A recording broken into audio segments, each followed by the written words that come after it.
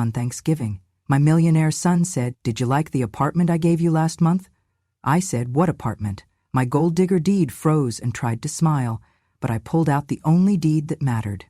The kitchen glowed under soft pendant lights and flickering candles, casting warm shadows against marble countertops and polished glassware. Everything gleamed, from the imported wine glasses to the decorative silver trays that had never once seen a fingerprint. The guests were seated in a meticulously arranged dining room, chatting politely and sipping aged wine while a classical playlist whispered in the background. I stood quietly by the oven, pulling out the turkey. The scent of rosemary and thyme filled the air, but it was overpowered by something colder: contempt. My hands trembled slightly as I adjusted the roasted bird on the porcelain platter, years of arthritis making even the simplest motions feel like tasks of endurance. I turned around to carry the turkey toward the table. Victoria, my daughter-in-law, was already entertaining the guests. She wore a velvet crimson dress, her makeup flawless, her voice just loud enough for everyone to hear. She caught sight of me entering the room and gave me a glance, as if she were inspecting something beneath her standards. Then, without missing a beat, she smiled at the guests and said, "I ordered premium catering this year. If the food smells like old people's sweat, our guests might think this is a nursing home, not Thanksgiving." A few people gave tight-lipped chuckles. Most looked down at their glasses. Not one person spoke up. I said nothing. I just turned slowly and placed the turkey in the center of the table. My shoulders remained straight, my face unreadable. I had not survived decades of hardship just to flinch at a petty insult. The front door creaked open. I turned my head and saw Luke, my son, my only child. He walked in with a small wrapped box in one hand and a bouquet of winter lilies in the other. His eyes scanned the room, landing on me within seconds. A flicker of something passed over his face: concern, confusion. He stepped forward and hugged me. "Mom," he whispered, have you been okay?" I nodded without speaking. His arm brushed against my wrist, and I saw his eyes widen when he noticed the purple bruise near my elbow, barely hidden by the sleeve. His hand moved to my thinning hair, and he paused, touching a small bald patch. "You have not been eating well. Have you been losing sleep?" "Mom, you look different." Victoria approached us with a glass of wine in her hand. She looped her arm through his and kissed his cheek. "She is just adjusting to retirement, sweetheart. We all do." Luke pulled slightly away from her. His eyes remained on me. "I was just asking if Mom got the apartment." I blinked. "What apartment?" He frowned. "The one I had delivered to you last month. It is on Elm Street near the park. It has that big balcony you always dreamed about." Victoria's voice sliced in quickly. "Oh, that place? That is ours now. Your mom gave it to me. She signed it over weeks ago. You were traveling, remember?" I stayed still. My heart thudded, but not from shock, only anticipation. It had begun. Luke turned fully toward her now. His voice lowered, but the edge was unmistakable. "Really? She gave it to you? Or have you been mistreating her while I was away?" The room froze. Conversations died. Cutlery stopped clinking. Eyes turned to us, some curious, some awkward, a few downright uncomfortable. Victoria's smile tightened like a noose. She looked around, then gave a nervous chuckle. "Honey, what are you talking about? This is Thanksgiving, let us just eat." But Luke's gaze did not move, and mine never left her face. She had spoken, and now, finally, I would answer. I was 23 when I found out I was pregnant with Luke. His father left the same day he found out, saying he was not built for this kind of life. I never saw him again. I do not remember crying much, not because it did not hurt, but because I could not afford to. The rent was overdue, my shoes had holes in them, and I had one can of beans left in the pantry. Life was not cruel, it was simply indifferent. Raising Luke alone was not easy, but it gave my life a shape. Every decision I made after that was for him. I worked as a janitor during the night and as a cashier during the day. I never went to sleep without checking on him, even when I was too tired to keep my eyes open. There were nights I skipped dinner so he could have seconds. And somehow we made it. Luke was a bright boy. He never once complained about secondhand clothes or peanut butter sandwiches. In fact, he used to tell me, "Mom, when I grow up, I'm going to build you a house where you won't ever have to wash a single dish again." He kept that promise. Luke became successful. more than I could have imagined. He graduated with honors, started a software company with 2 of his college friends, and within 5 years he was a millionaire.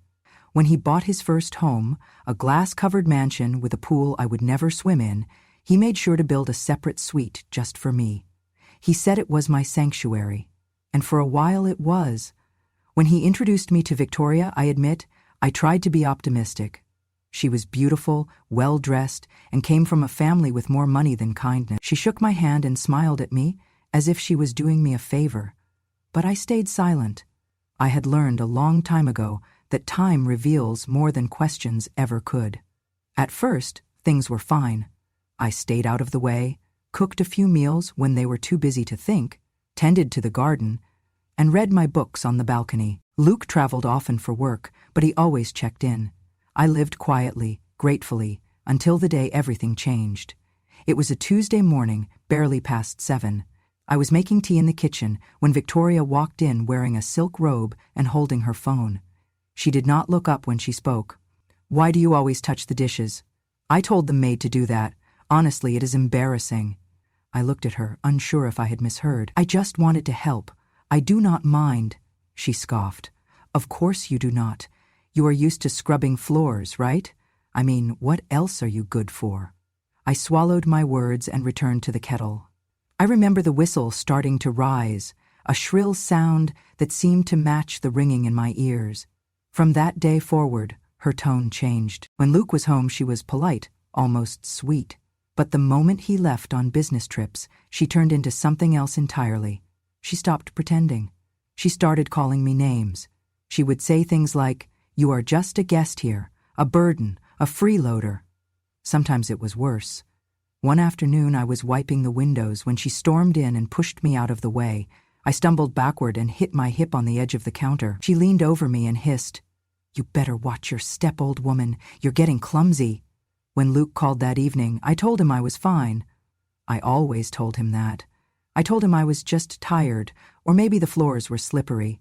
I did not want to worry him. I thought I could handle it. But the bruises started showing, on my arms, my ribs, my back. The nights grew longer and sleep became harder. I stopped eating dinner when she was home because her glares made the food taste like ash. She would throw out the meals I cooked and order takeout, then laugh. "You should thank me, your cooking smells like regret." Still, I said nothing. But I began documenting. I bought a cheap diary and wrote down every insult, every shove. Every morning I woke up with a new bruise. I saw a doctor and kept copies of every visit, notes about my weight loss, insomnia, and injuries. When Victoria left her tea box on the shelf one day, I switched it with one that had a small camera embedded in the lid. I did not even tell Luke. Not yet. Because I knew what she would say. I knew her kind of cruelty. Smart, calculated, always 2 steps ahead. And sure enough, one evening, after she grabbed me by the arm hard enough to leave marks, she sat across from me and said, "Try telling anyone. I'll say you're confused, delusional. You're old. People expect you to forget things. No one will believe you." I did not reply. I just nodded and took my tea back to the suite. That night, I cried into my pillow for the first time in years. Not from pain, not even from humiliation, but because I realized something painful. I had raised my son in a world too busy to teach him how to see the quiet suffering of others. That realization sat with me for weeks. But slowly, I began to change. I became quieter, but not out of fear. I started listening more, to her patterns, to her lies, to her mistakes. I made copies of the video files and sent them to my personal email. I created a folder on a USB drive labeled Receipts. I made sure it was encrypted and backed up twice. I never fought her, not with words or fists. I fought her with silence, with patience, with the slow, steady rhythm of a woman who had been underestimated one too many times. Luke kept checking in. "Mom, you sure everything's all right?" "Yes, sweetheart. Just a little tired lately." "You want to move into that new apartment near the park?" "Maybe soon. Not yet."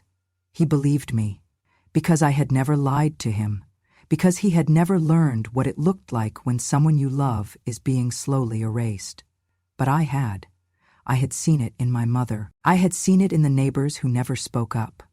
and now I was living it. So I waited. I waited for the moment to arrive. I knew it would. I knew the woman who mocked me with her wine glass would eventually grow greedy enough to slip. And when she did, I would not scream. I would not cry. I would simply show the world what she had forgotten, that the quiet ones are not weak. They are just waiting. The fever came out of nowhere. One morning I was fine. By evening I was curled up in bed, trembling under 2 blankets, sweat soaking through my nightgown. I do not remember much from those 2 days, just flashes of voices, cold compresses on my forehead, and Victoria's perfume lingering each time she entered the room. I was too weak to move, too delirious to speak clearly, and I trusted they would just let me rest. I woke up on the 3rd morning to find a clipboard resting on the bedside table. "Just some paperwork," Victoria said, setting down a bowl of lukewarm broth I had no appetite for. "Standard home insurance updates. Luke wanted us to handle it while you were resting." My eyes were still adjusting to the light. My hand, frail and trembling, reached for the pen she pressed into my palm. She guided my hand to the signature line. "Just sign here, Mom," she said, her voice unusually gentle. "We'll take care of the rest." I signed. My vision blurred with heat and fatigue. I could barely spell my name, much less comprehend the fine print. When I set the pen down, I saw her smile. Not one of gratitude, but of satisfaction. A quiet, dangerous satisfaction. And then she left the room. It took me nearly a week to recover. I kept asking for the documents I had signed, and each time Victoria would deflect. It was nothing important, she said. Luke already filed it. But something gnawed at me. One night, after everyone had gone to bed, I tiptoed downstairs to the office. The cabinet was locked. I was not surprised. Victoria was careful, almost obsessively so. But she forgot about the old printer, and tucked beneath it, in the paper tray, was a copy of what I had signed. It was not an insurance update. It was a transfer of ownership. Not just of the new apartment Luke had mentioned, but of the house I lived in. The house Luke had deeded to me years ago, the one he said would always be mine. And my signature was there, at the bottom, in shaky ink, but next to it, another form. A life insurance policy naming Victoria as the sole beneficiary in the event of my death. My hands shook so violently I had to sit down. I stared at the documents for over an hour, memorizing every line, every lie. This was not an accident. This was a strategy. And she had executed it while I was barely conscious. I did not confront her. Not yet. Instead, I began to gather everything. I contacted Luke's old attorney under the guise of updating my will. I requested a certified copy of the original property deed Luke had filed years ago. The document arrived 3 days later, crisp, official, and unmistakable. The house was mine, not co-owned, not held in trust. Mine. I made 5 copies and stored them in different places, one in a lockbox at the bank, one inside a hollowed-out book on my shelf, one on a USB drive taped to the bottom of my vanity drawer. I did not know yet how far Victoria would go, but I knew now exactly what she was after. She began acting bolder after that. One afternoon she walked into my room without knocking and began measuring the walls. "Thinking of repainting," she said casually. "This pale blue makes the room feel like a hospital. Maybe something more modern, charcoal or rust." I said nothing. Then, a few days later, she told the housekeeper to stop cleaning my suite. "We need to cut back," she explained. "Mom doesn't mind doing her own chores. It keeps her young." Every little change was another brick in the wall she was building, one where I no longer existed. She began referring to the house as our property when speaking to guests, and one evening I overheard her whispering on the phone. "Once everything's finalized, we'll be able to put it on the market." I just have to keep her calm a little longer. I wrote down every word in my journal. When Luke came home for a short visit, she smothered him with affection. She poured his wine, laughed at his jokes, even played his favorite music in the background. He never saw through it. And when I tried to tell him something felt off, he waved it away. "Mom, you're just not used to sharing space. Victoria means well. Maybe give it time. Give it time." As if time ever fixed a rotting foundation. That night, I stared at the ceiling and made my decision.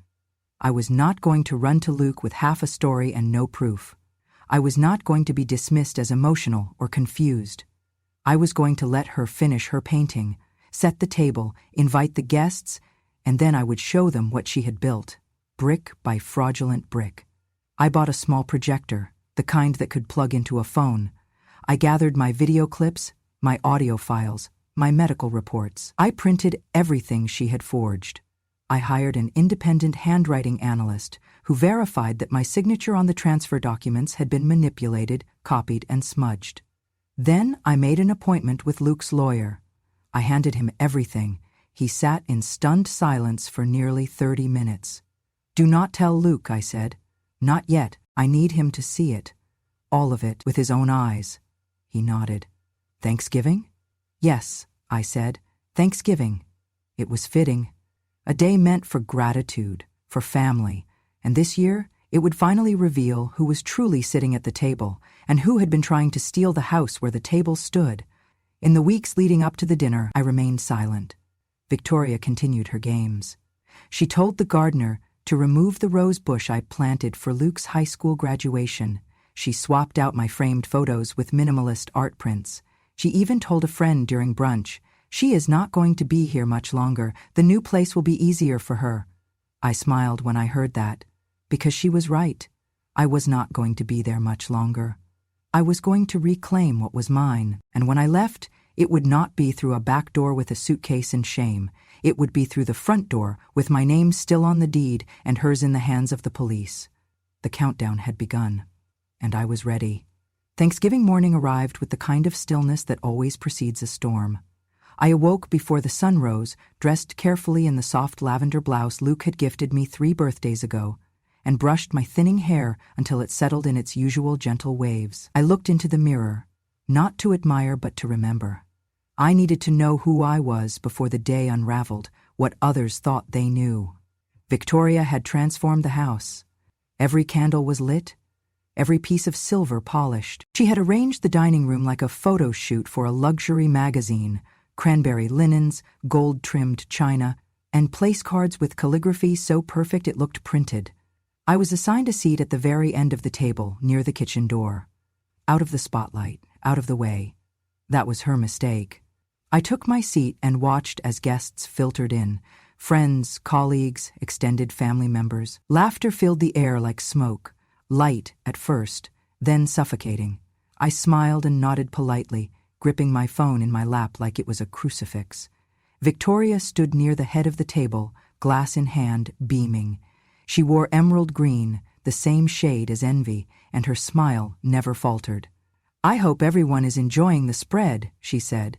"It's all catered, of course. I didn't want anyone overexerting themselves, especially Mom here." There were chuckles. I smiled again. Then she said it. "Oh, and just in case anyone's wondering, we finally renovated the back suite. It was long overdue. After all, the house is ours now." She turned to me, voice syrupy. "Right, Mom? You gave us the house months ago, remember?" The room went silent. It was not the silence of confusion. It was the silence of expectation. Everyone waiting for the old woman to nod, to smile vacantly, to confirm the story and pass back into irrelevance. I placed my napkin on the table and rose slowly. My joints creaked, but my voice did not. "That's funny," I said softly, "because I do not recall giving anything away. Not the house, not my dignity, not even my silence." Victoria laughed nervously. "Mom, come on. Let's not turn this into drama. Maybe you're confused." I held up my phone. One button, that was all it took. The screen above the fireplace flickered to life. Luke had upgraded it last year, a smart TV connected to the cloud. I had practiced the sync 3 times. It worked flawlessly. The video played. Victoria's voice, unmistakable. "You better watch your step, old woman." Another clip. "I'll say you're confused, delusional. You're old. No one will believe you." Another still. Me curled in the corner of the kitchen after she shoved me, gripping my side, breathless. Gasps echoed. Someone dropped a fork. I did not flinch. Victoria froze, her mouth open mid-breath, then snapped toward me. "You filmed me? You set me up?" I kept my eyes on hers. "No," I said calmly, "you set yourself up. I simply documented what you never thought anyone would care to see." Luke stood slowly. His face was pale, lips parted, eyes wide. He looked from the screen to Victoria, then to me. "I trusted you," he whispered. Victoria stepped forward. "She's twisting things. You know how she is, how forgetful she's become." "Enough," I said. I reached into my handbag and pulled out the original deed, official, notarized, and crisp as the day it was filed. I walked to the center of the table and laid it flat for everyone to see. Then I opened a small envelope and pulled out the forged transfer document. I placed them beside the deed. Luke's lawyer emerged from the hallway. He had arrived 30 minutes prior, at my request, and waited in the guest room until I texted him. "Everything here," he announced, tapping the documents, "has been reviewed. This is the authentic deed, and it confirms full ownership remains with Mrs. Harper. The secondary documents are fraudulent, manipulated signatures, altered dates. Charges are pending." Victoria stumbled backward. Her heel caught the edge of the rug and she sat down hard in her chair. She stared at the papers like they were foreign objects. Her hands trembled. Someone at the table coughed. Another shifted uncomfortably. Luke remained still. "You lied to me," he said finally. "You lied about my mother, about everything." Tears welled in Victoria's eyes, but no one reached for a napkin. No one offered sympathy. "I thought you loved her," he continued. "I thought we were building something, but all this time you were building it on her bones." Victoria looked around, but no one met her gaze. The room had turned. Luke stepped toward me. "How long have you known?" I looked up at him. "Long enough," he nodded slowly. "Why didn't you tell me sooner?" I looked over at the guests, at the people who had laughed at her jokes and ignored my bruises. I looked back at my son, whose eyes now burned with grief and regret. "Because it is not about telling," I said. "It is about showing, and sometimes the truth needs a crowd." He bowed his head. Victoria tried to speak again, but Luke raised his hand. "Do not," he said, voice tight. "Do not insult her by pretending any longer." Victoria began to cry, softly then louder, until her shoulders shook, but no one moved to comfort her. She had curated this audience. She had chosen the spotlight. Now she had to stand in it. The lawyer gathered the documents. "I will file the injunction in the morning. Expect a court summons by Monday." Victoria sobbed harder. I turned to the guests, my voice steady. "Dinner is still warm, but if anyone has lost their appetite, I understand." I sat back down, my hands resting gently on the napkin I had folded earlier. Luke did not move. He just kept looking at me with an expression I had not seen since he was a child, one of awe, one of deep, unspoken sorrow. "Mom," he said, his voice breaking, "I did not know." "I know," I replied. "That is why you needed to see." Outside, the sky had darkened to a quiet gray. Inside, the storm had passed, but the wreckage remained. And I, the quiet woman at the end of the table, finally felt seen. Victoria did not say a word the rest of the evening. She sat rigid in her chair, mascara streaking down her face, as guests whispered and gathered their coats. Some left in silence, others offered quiet apologies they had no right to give. Luke did not speak to her again. He simply walked to the kitchen, poured himself a glass of water, and stared out the window, as if trying to remember how all this began. The next morning, I awoke to find the house eerily still, no clinking dishes, no humming from Victoria, no staff bustling about, just the morning light stretching across the floorboards, cutting through the dust she had never noticed because she never cared. I heard the door close downstairs, followed by Luke's voice. "She is gone." I turned. He stood in the doorway, holding the deed I had placed on the table the night before. He looked tired, older somehow. "She left around dawn, took one bag, said she was going to stay with a friend. I did not ask who." He placed the deed on the counter beside the coffee pot and sat down across from me, his hands folded tightly. "I filed for divorce this morning." I nodded slowly. "And I sent everything to the police." That made me pause. "All of it?" He nodded. "I met with my attorney before sunrise. We submitted the forged documents, the videos, the audio files. They're contacting the DA now." I exhaled, the weight of months or years finally lifting from my chest. By noon, it was official. An officer arrived quietly, dressed in plain clothes, and handed me a copy of the report. 4 charges: forgery of notarized documents, elder abuse, property fraud, coercion of a dependent adult. The words looked sterile on paper, but they held decades of weight. I signed my statement. I told them everything. I handed over every journal entry, every doctor's note, every time-stamped bruise I had kept buried in the pages of silence. Victoria was arrested that evening. She screamed as they led her out of the spa resort she had checked into, claiming she was being framed, that I had manipulated everyone. But the evidence spoke louder than her sobs. Luke was not there when it happened. He did not want to see her face again. Instead, he came home and found me sitting in the garden, trimming the dead roses she had once ordered ripped out.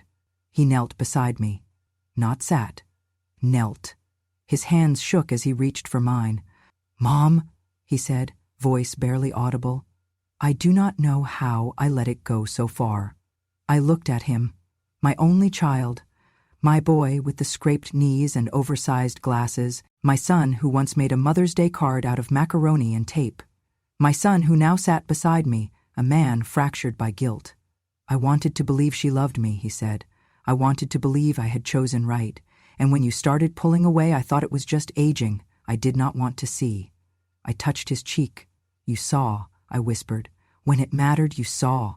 He bowed his head and began to cry, not like a child, but like a man unraveling. "You gave up everything for me. Worked 2 jobs, skipped meals, missed birthdays, for me. And I let her turn this house into a prison for you." "Luke, no," he interrupted, kneeling straighter now. "Please, let me say it." I waited. "I am sorry," he whispered, "for every time I left you here alone, for every time I believed her instead of asking you, for every bruise I did not see, every moment I made you feel invisible. I am sorry." Tears welled in my eyes, but I did not cry. I had cried enough. Instead, I leaned forward and pulled him into my arms. His body shook against mine, his breath caught in his throat like he was choking on years of regret. "You came back," I said into his hair. "That is all that matters now." He pulled back, eyes swollen, face soaked. "Do you forgive me?" I smiled gently. "Forgiveness is not something I give," I said. "It is something you earn, one day at a time." He nodded, and in that moment, I knew we were going to be okay. The days that followed were quiet. Luke moved into the guest room and began clearing out Victoria's belongings. He donated her designer dresses, boxed her jewelry, and deleted her from every shared account. The house breathed differently after that, lighter, freer. He cooked me breakfast every morning, just eggs and toast, but always with a smile. We sat on the porch in the afternoons, sipping tea and watching the leaves turn. He read the paper aloud, asked me about my favorite books, told me stories from work I never knew he remembered. The investigation moved quickly. With overwhelming evidence, Victoria was denied bail. Her lawyer tried to negotiate a reduced sentence, but the prosecution was relentless. Elder abuse had become a hot-button issue, and the district attorney wanted to make an example. Luke testified, so did I. In court, Victoria barely looked at me. She wore a gray suit and flat shoes, her hair pulled back in a severe bun. Her voice trembled as she tried to explain herself, to paint herself as overwhelmed, misunderstood. But the videos played, the audio echoed, and the truth stood taller than any excuse. She was convicted on all counts. Sentenced to 2 years in county jail and 3 years supervised release. Mandatory counseling, community service in elder care facilities. Her professional licenses were revoked. Her name, once synonymous with polished charity galas and luxury spas, now lingered in the air like smoke from a ruined feast. But none of that mattered as much as the night Luke came home from the final hearing. He walked into the living room, set down his keys, and found me knitting on the sofa. "She's gone," he said simply. I looked up. "For good this time?" He nodded. We said nothing more. Because justice, once delivered, does not shout. It settles, it breathes, and it begins the work of healing. That night, he made dinner. Nothing fancy, just grilled cheese and tomato soup.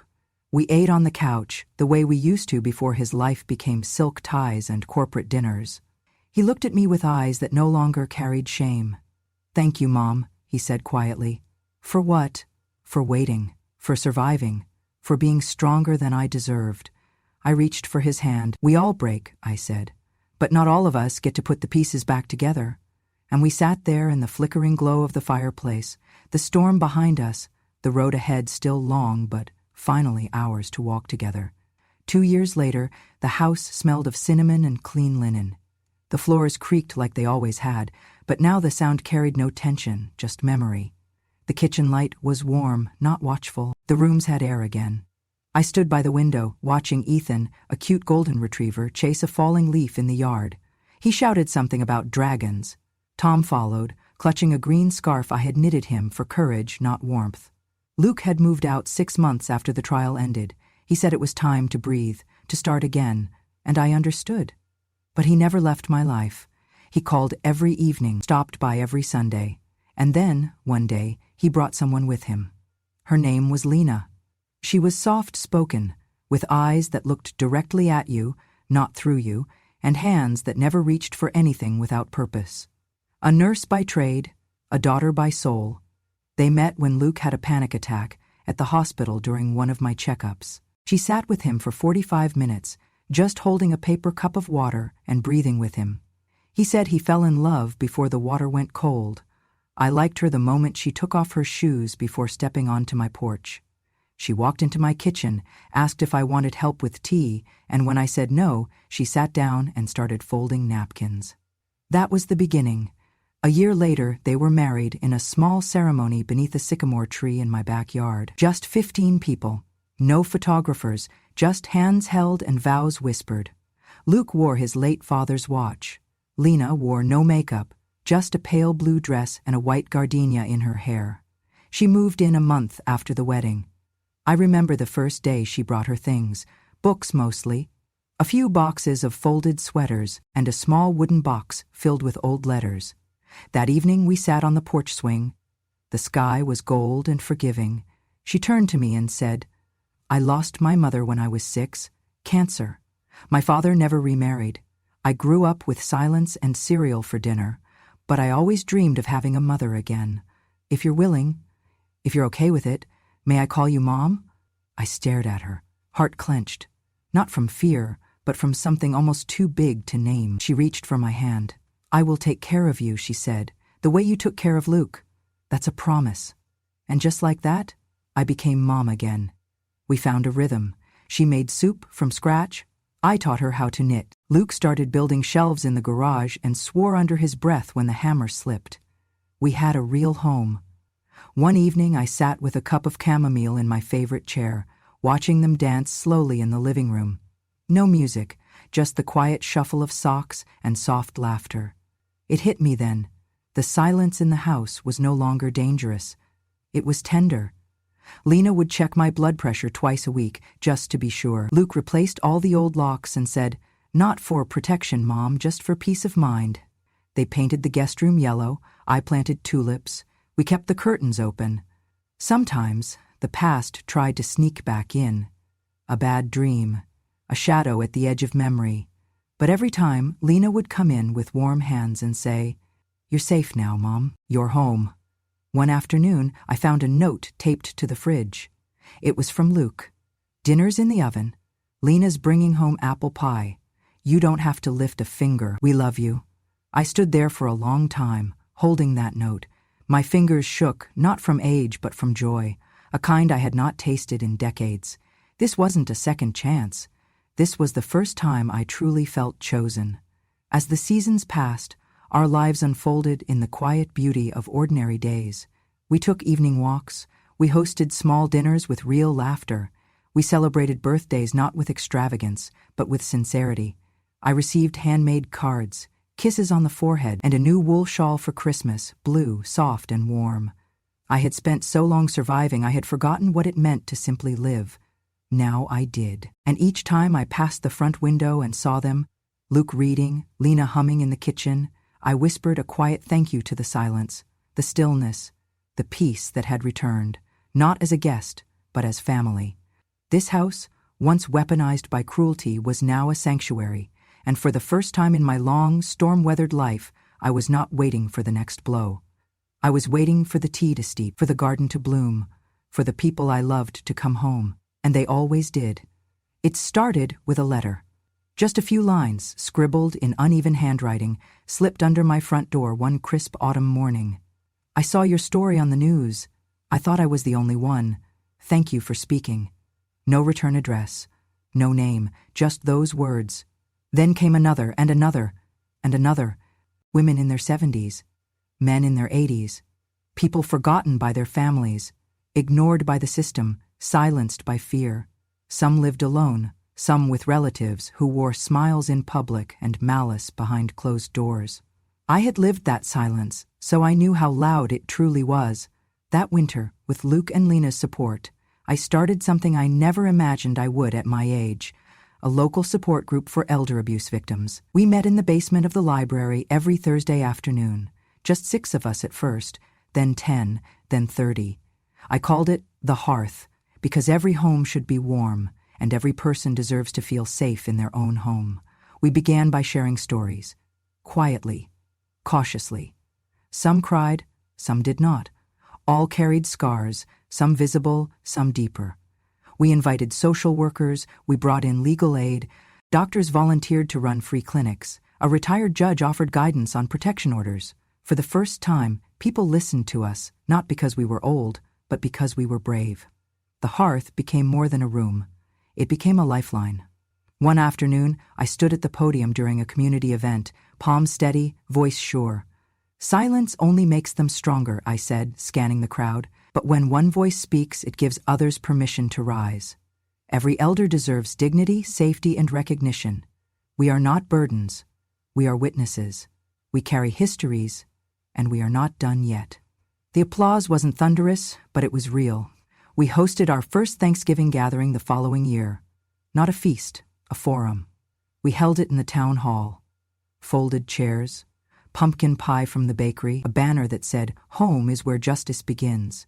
People came. Luke stood beside me, holding Tom's hand, his and Lena's new son. Ethan, their golden retriever, wore a little bandana with our organization's name. Lena handed out mugs of cider with quiet joy. Survivors brought their grandchildren. Neighbors stopped by with casseroles and stories. I looked around that room and saw more than healing. I saw revolution. Wrapped in quilts, wearing bifocals, holding hands. We were not there to complain. We were there to reclaim. At one point, a woman stood up, her voice thin but firm. I left my daughter's house 2 weeks ago. She said I was useless, that I was lucky to have a roof at all. But last night, I slept under a different roof.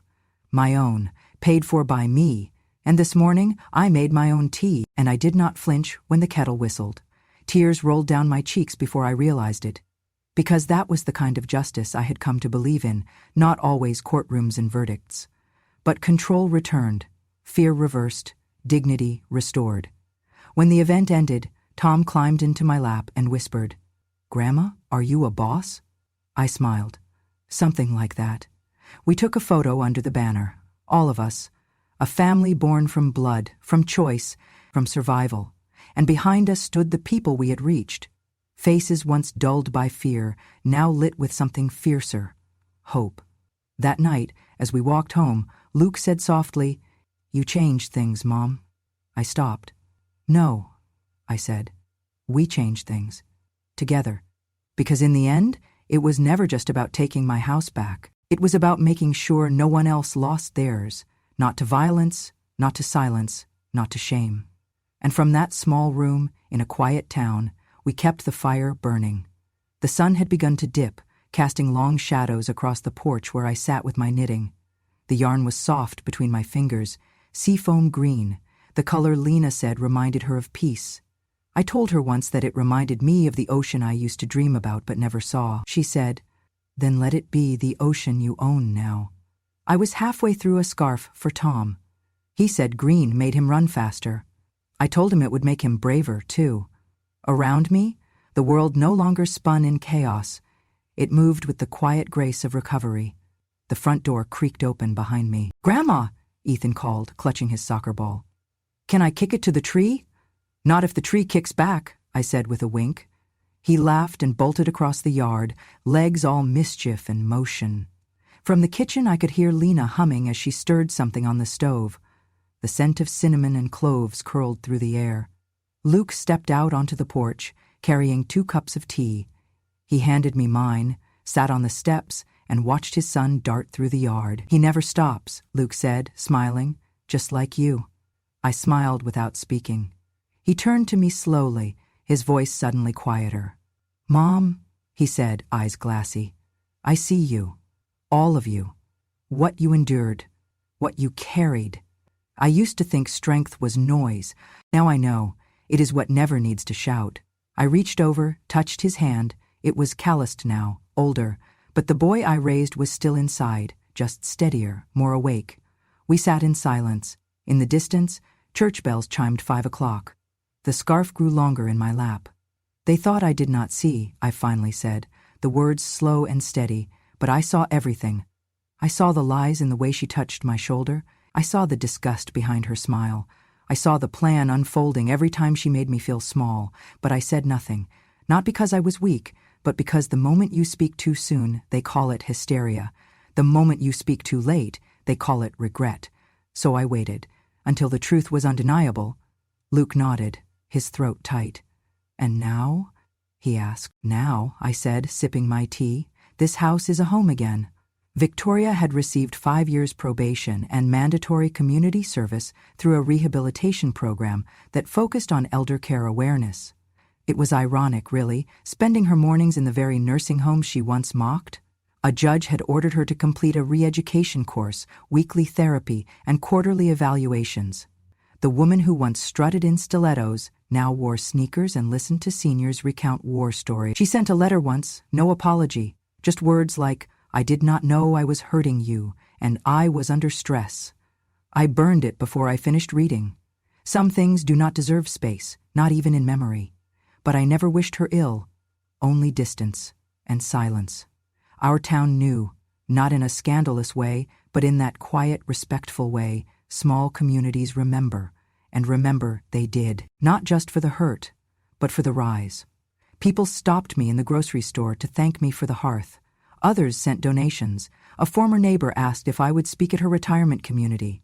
I did, and when I walked into that room, filled with wheelchairs and walkers and worried faces, I said simply, "I am not here because I am brave.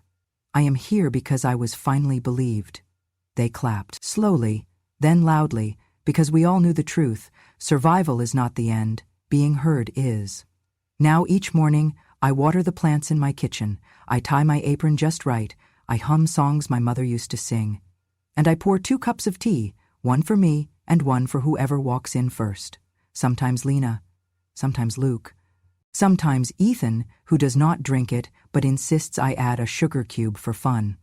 The other day, Tom sat beside me and said, "Grandma, when I grow up, I want to help people like you do." I told him, "Then you already are." Later that evening, we took another family photo on the porch. Same house, different hearts, no masks. I looked at the image afterward, Luke with his arm around Lena, Ethan with grass stains on his knees, Tom holding the scarf I made, and me sitting in my rocking chair, eyes crinkled in a smile. No more secrets, no more bruises, only sunlight. The sky had turned a deep amber, the kind that makes you believe tomorrow will be kind. We watched the last rays stretch over the garden as the kettle whistled. This was not the ending I expected. It was better. Not louder, but truer, because the world had tried to erase me. They thought I was just a shadow in the corner, a name on a deed, a relic in someone else's story. But I was never background, I was the foundation. And now I sat in the house I had bought, protected, nearly lost, and finally reclaimed. This was not just shelter. It was sanctuary. Luke leaned in again, voice almost trembling. "Mom," he said, eyes soft, "you are the strongest person I have ever known." I smiled and looked at the scarf in my lap, then out toward the golden horizon. "Yes," I said softly, "and now it is time to rest." The wind rustled through the porch. The world did not cheer, it listened, and that was enough.